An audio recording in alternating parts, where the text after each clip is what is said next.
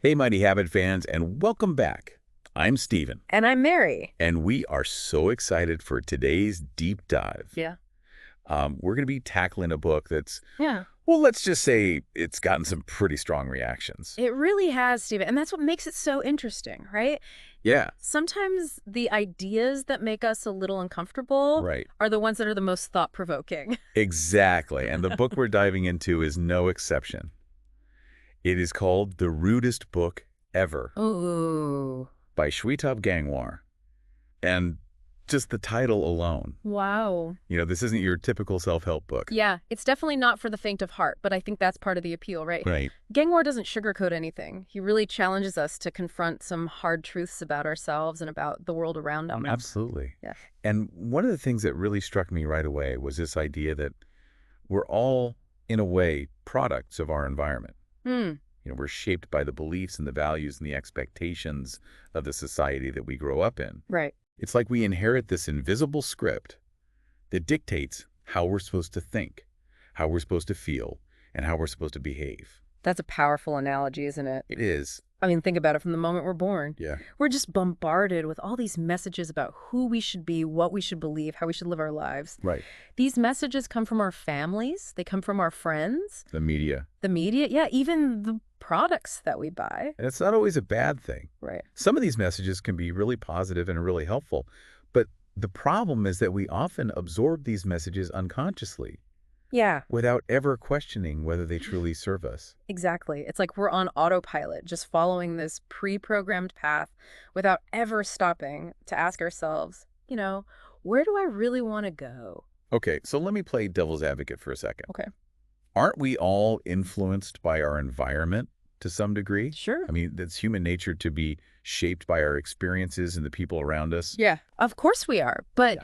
there's a difference, I think, between being influenced and being completely defined Right? by those influences. And I think that's where Gangwar's message really resonates. Yeah. He's not saying that we should reject all external influences, Right. but rather that we should become more aware of them, more conscious of the ways that they are shaping our thoughts and our behaviors. So it's about taking ownership, Uh-huh. right? Becoming the author of our own stories Yeah. instead of blindly following the script that society hands us.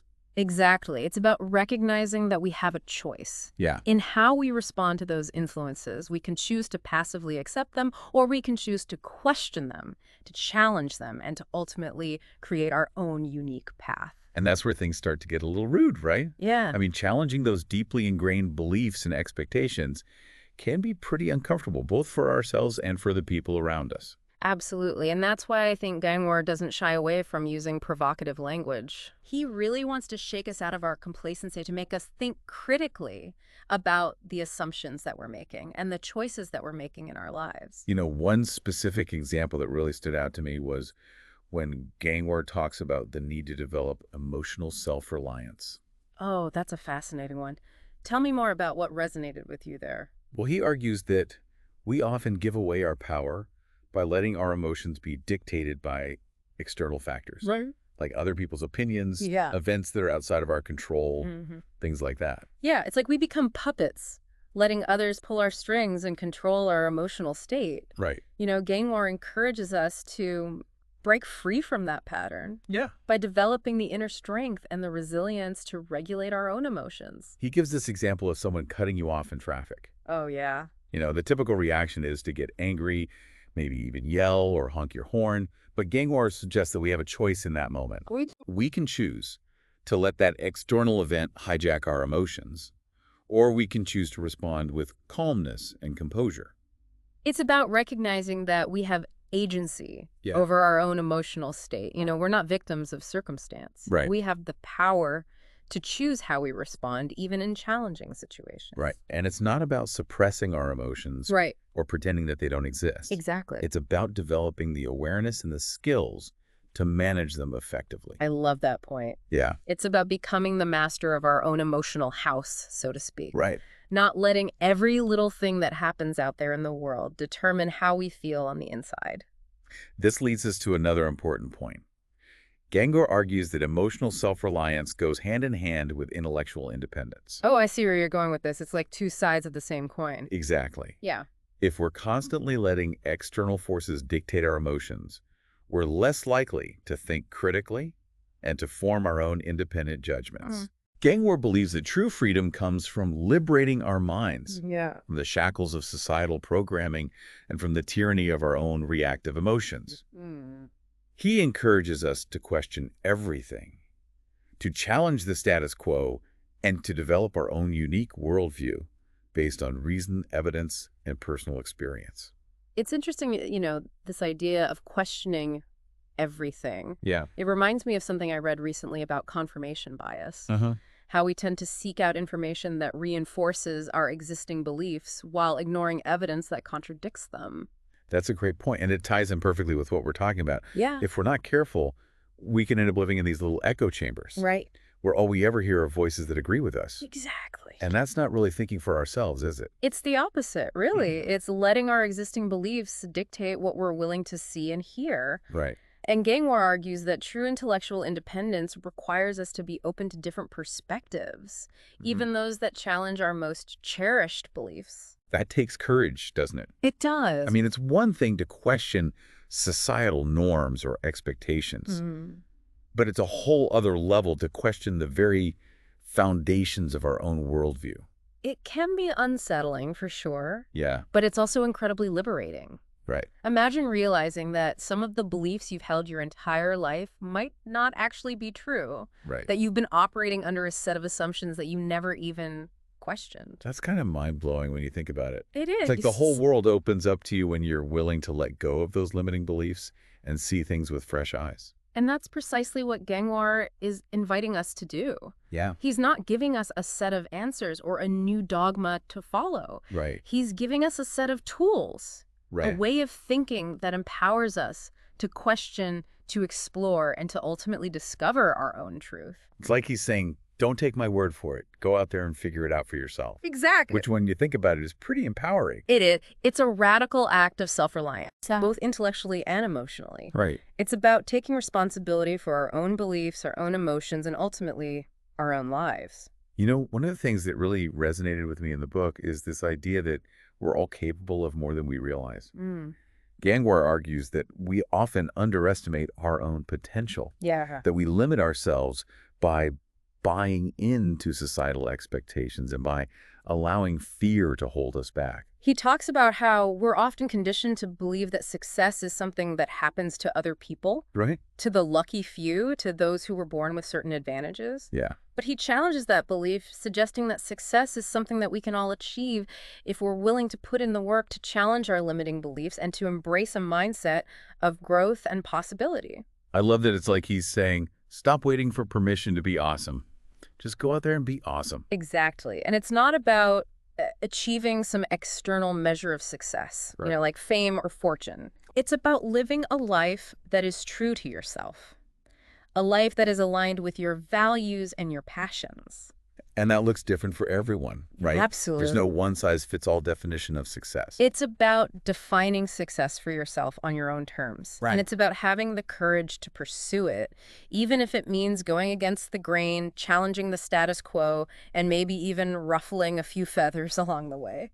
You know, it's funny. What's that? We've been talking about this book, The Rudest Book Ever. Right. And all these empowering ideas it presents. Uh-huh. But there's also this sense of humor that runs through it. Oh, absolutely. Gangwar has a very witty, Yeah. almost sardonic style of writing. Right. It's like he's poking fun at the absurdity of some of the beliefs we hold so dear, Right. the things we take so seriously, without ever really questioning them. Like that whole idea that we should always be happy and positive no matter what. Oh, yeah. Gangwar calls that out as complete nonsense. He argues that it's okay to feel a full range of emotions, even the so-called negative ones. He's all about embracing the messy, complicated reality of being human. Right. Not trying to fit ourselves into some predefined mold of what we think we should be. And that's refreshing, isn't it? It is. In a world that's so obsessed with perfection and positivity, it's liberating to hear someone say, hey, it's okay to not be okay all the time.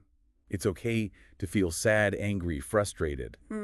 Those emotions are part of what makes us human. It's about embracing the full spectrum of human experience, the good, the bad, and the ugly. Right. And it's about finding the strength and the resilience to navigate it all with a sense of humor and a willingness to learn and grow along the way.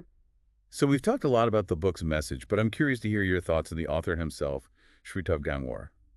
He's a bit of a controversial figure, isn't he? He certainly is, and I think that's part of what makes him so fascinating. Yeah. He doesn't shy away from expressing his opinions, even if they're unpopular or controversial. And he does it with this blunt, unapologetic style that can be both refreshing and jarring. Some people love him for his honesty and his willingness to challenge conventional thinking, Right. while others find him abrasive and offensive. It's interesting how people react so strongly to him. It is. I think it says a lot about our own discomfort with challenging ideas, with anything that disrupts the status quo. He's definitely not afraid to push buttons and make people think. Yeah, And you know what? I think that's a good thing. I do too. We need more people like him. Right. People who are willing to shake things up and make us question our assumptions. It's about fostering a culture of critical thinking, Yeah. of intellectual curiosity, and of a willingness to engage with different perspectives, Right. even those that might make us uncomfortable.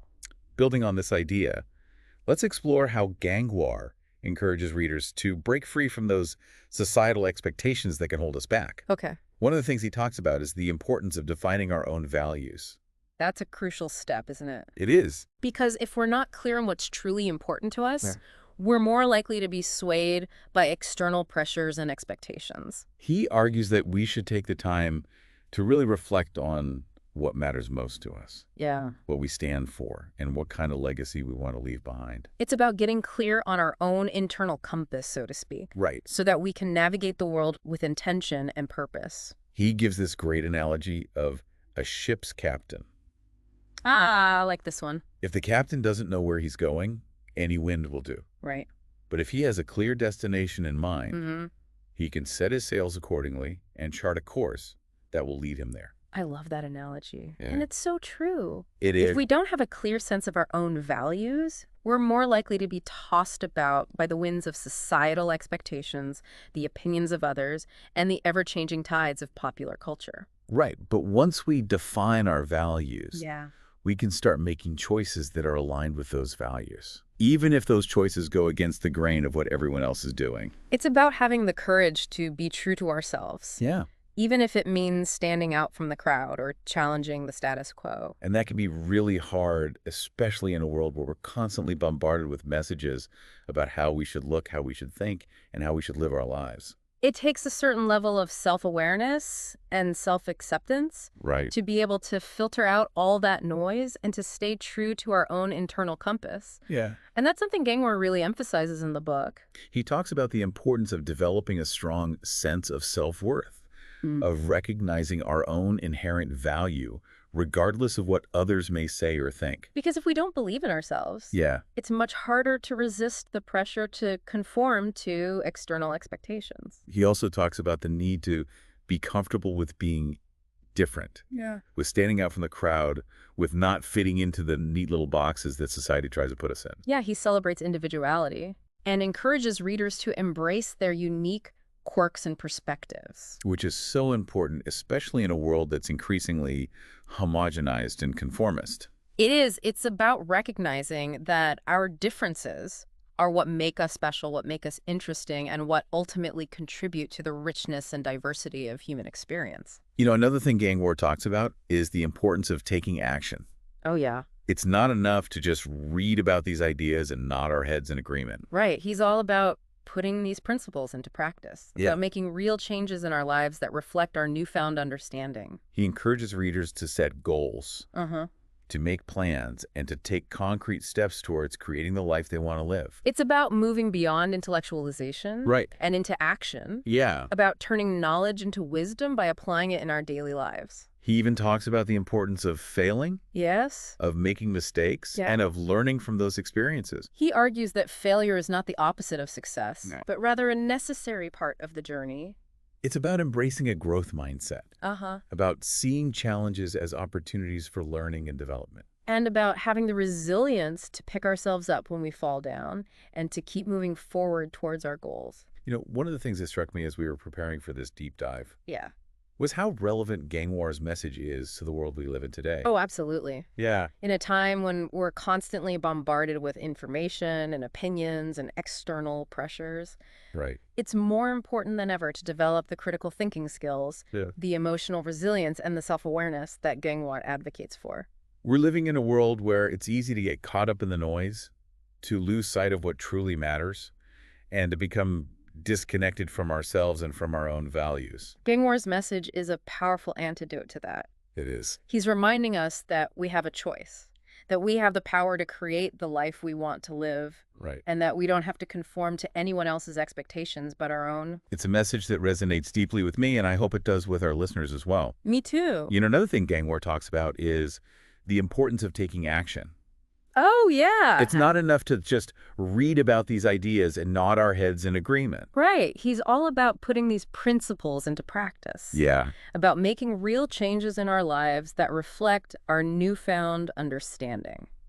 He encourages readers to set goals, to make plans, and to take concrete steps towards creating the life they want to live. It's about moving beyond intellectualization. Right. And into action. Yeah. About turning knowledge into wisdom by applying it in our daily lives. He even talks about the importance of failing, Yes. of making mistakes, and of learning from those experiences. He argues that failure is not the opposite of success, Right. but rather a necessary part of the journey. It's about embracing a growth mindset, Uh-huh. about seeing challenges as opportunities for learning and development. And about having the resilience to pick ourselves up when we fall down and to keep moving forward towards our goals. One of the things that struck me as we were preparing for this deep dive was how relevant Gangwar's message is to the world we live in today. Oh, absolutely. Yeah. In a time when we're constantly bombarded with information and opinions and external pressures, Right. it's more important than ever to develop the critical thinking skills, the emotional resilience, and the self-awareness that Gangwar advocates for. We're living in a world where it's easy to get caught up in the noise, to lose sight of what truly matters, and to become disconnected from ourselves and from our own values. Gangwar's message is a powerful antidote to that. It is. He's reminding us that we have a choice, that we have the power to create the life we want to live, Right. and that we don't have to conform to anyone else's expectations but our own. It's a message that resonates deeply with me, and I hope it does with our listeners as well. So we've unpacked a lot about the Rudest Book Ever and how it encourages us to take a hard look at ourselves and the world around us. It really does. But I think it's time to get practical. Okay. What are some key takeaways our listeners can actually apply to their own lives? That's a great question, Stephen. I think one of the most important takeaways is this idea of conscious living. Okay. Gangwar challenges us to become more aware of our thoughts, our emotions, and our actions. It's about moving through life with intention rather than just reacting to whatever comes our way. I like that conscious living. Mm-hmm. It's about being present in the moment, paying attention to what's going on around us and within us. Exactly. And it's about making deliberate choices that are aligned with our values, rather than just going through the motions or letting external forces dictate our behavior. So how do we actually do that? I mean, it sounds great in theory, but how do we cultivate that kind of conscious awareness in our daily lives? Well, one practical step Gangwar suggests is to start paying attention to our thoughts. He calls it thought washing. Thought watching. Yeah, it's about becoming an observer of our own minds, noticing the kinds of thoughts that are running through our heads throughout the day. You mean like noticing those negative self-talk patterns we all have? Exactly. Those thoughts that tell us we're not good enough, smart enough, or worthy enough. Once we become aware of those thoughts, we can start to challenge them, to question their validity, and to replace them with more positive and empowering beliefs. It's like we're training our minds to focus on the good, rather than getting bogged down by negativity and self-doubt. Precisely. And it takes practice. Yeah. It's not something that happens overnight. But with consistent effort, we can rewire our brains to be more positive, resilient, and focused on what truly matters. Another practical step Gangwar recommends is to set boundaries. Yes. He talks about the importance of protecting our time, our energy, and our emotional well-being. He encourages us to say no to things that drain us, to people who bring us down, and to situations that compromise our values or our sense of self-worth. It's about prioritizing our own needs and recognizing that it's okay to put ourselves first sometimes. And it's not selfish. Right. It's actually essential for our mental, emotional, and physical health. He also talks about the importance of surrounding ourselves with positive influences, with people who support our growth and who inspire us to be our best selves. It's about creating a supportive and nurturing environment where we can thrive and where we feel safe to be ourselves.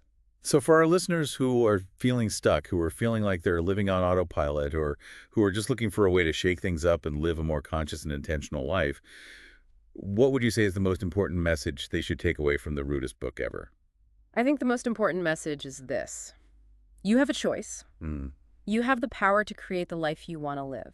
Don't let societal expectations, limiting beliefs, or fear hold you back. Embrace your individuality, define your own values, and take action towards your dreams. And remember, it's okay to be a little rude along the way. Sometimes it takes a bit of disruption to shake things up and create real change. If you're ready to embark on that journey of self-discovery and to embrace the power of independent thought, then the Rudest Book Ever might be just the catalyst you need. And for more deep dives into fascinating books and ideas, make sure you subscribe to Mighty Habits for regular updates. We're always here to help you unlock your potential and cultivate those mighty habits that lead to a more fulfilling life. Until next time, keep questioning, keep growing, and keep those habits mighty.